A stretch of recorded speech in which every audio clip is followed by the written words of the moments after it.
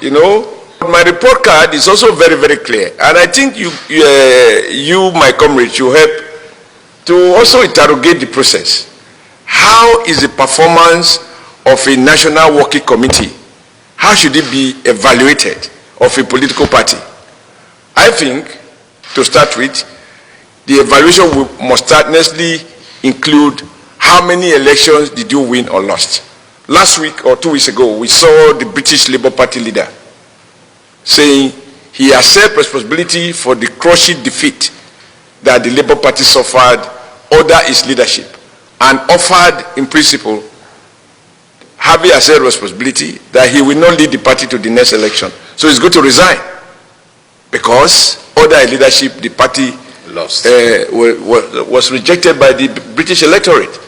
In my own case, and I challenge anyone to say that any of these are not true. In my own case, we, 3 of us here, along with all the members of the working committee, we were sworn in on the 24th of June at about 6 p.m. 2018. 2 weeks later, we went to Osun to contest election against a PDP incumbent, Fayose, in Ekiti State. And we won. And Kayode Fayemi is today the governor of that state. Few months later, we went to Osun State. We contested election.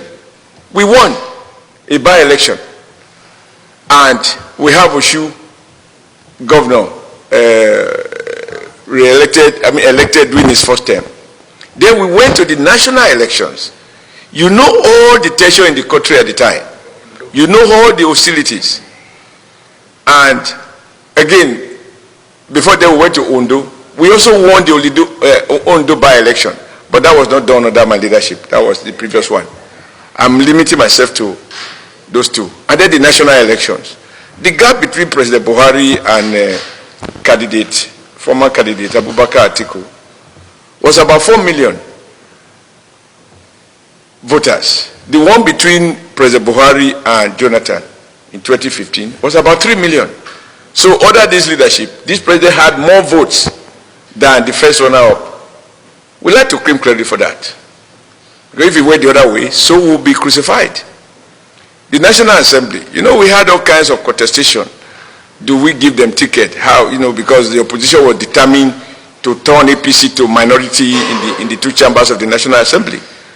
And we had to do what we had to do to persuade the senators to stay. We are still the preferred party of choice.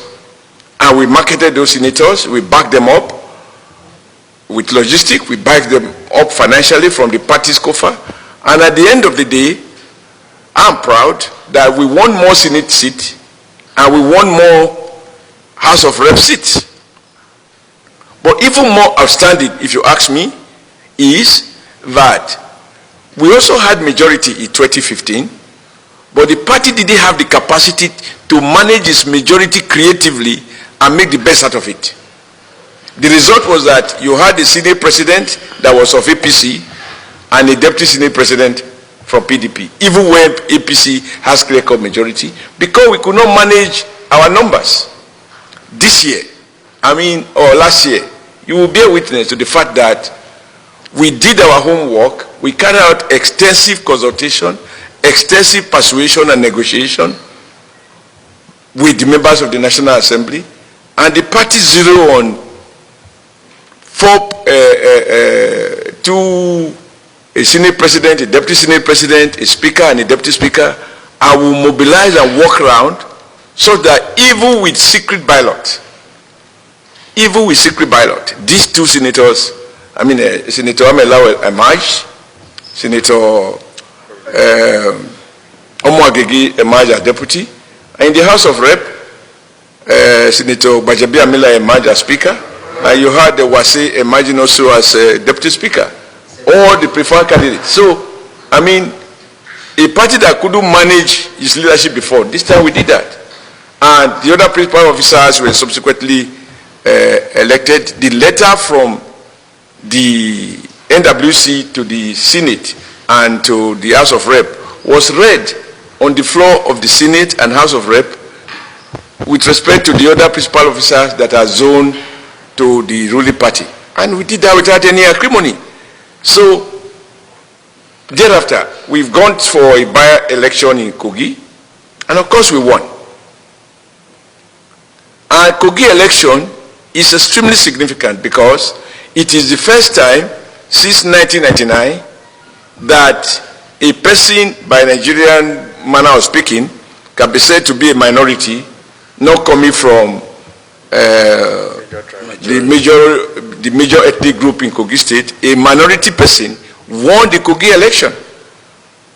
I think that's something that is worth celebrating. And then we went to the heart of the John Nation, and we won so convincingly the governorship election in Bayelsa State. And as you can see from newspapers, it is PDP that are proving themselves as to how did that happen. They are not saying we rigged them out, but they are saying that some PDP people did party activities. They are accusing themselves as to why do they collaborate with APC to win that state. So how we can get opposition to work with us to deliver APC in the heart of the John Nation under our chairmanship, I like to think that that is something that is positive. So if the reward for this accomplishment is that 1 week later some people say they don't want comrade, that is, I've been in NSC. As I'm protesting against government, some people are also sometimes protesting against me within the NSC. That is the way the world works. So it must be a strange world where you have everybody supporting you. The fact of your accomplishment, even you are a journalist, when you get a scoop or you write a story that is a award-winning story, why some people are commending you that this is a very, very seasoned, analytical, investigative journalist. So we say, am I not also a journalist? Why am I not also attracting this level of commendation? So in every aspect of life, you will have supporters, you have opponents. Even God, our creator, even those who admit to his awesome powers that he created heaven and earth, how would you see people lamenting that, how can God give me so little? I give this man so much. Even as we are according not to jealous. So yes, there are people who canvass those views, but there are also majority of people who think that APC has not done badly. In fact, we have done very well, if you ask me. And you must have also read, ironically, people say, my brother and friend, Mr. Secondus, PDP appear to have been losing every election, and that they want him out. I think there's somebody who wrote something in Kano and said, why APC gave financial support from our own resources to support our senators and House of Rep. PDP doesn't give kobo to any of their candidates. But we did. We did for the first time. We didn't do so in 2015. I can point to a lot of innovation that we have brought on board. But as I say, the reward for hard work is even more work. And those who are determined to criticize you, don't ever deceive yourself that if you do well, they will stop.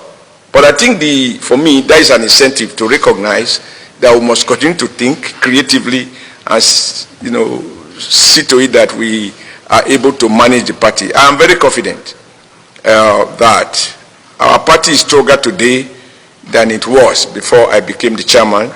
And going forward in 2019, there are things we have ironed out. I don't need to share all of them with you here. In 2020, that we are going to do differently to ensure that we take into account all the experiences gained in 2019, so that 2020, our party will be stronger, more coherent, more peaceful. But don't make mistake, there will always be some eternal discontent, because you are talking of 774 local governments, and in each of these local governments you are having activists, pacifists, the hawks, the doves, all within the same family. So they're about to happen. What matters is our capacity to talk through them and have them resolved. Thank you. Thank you very much.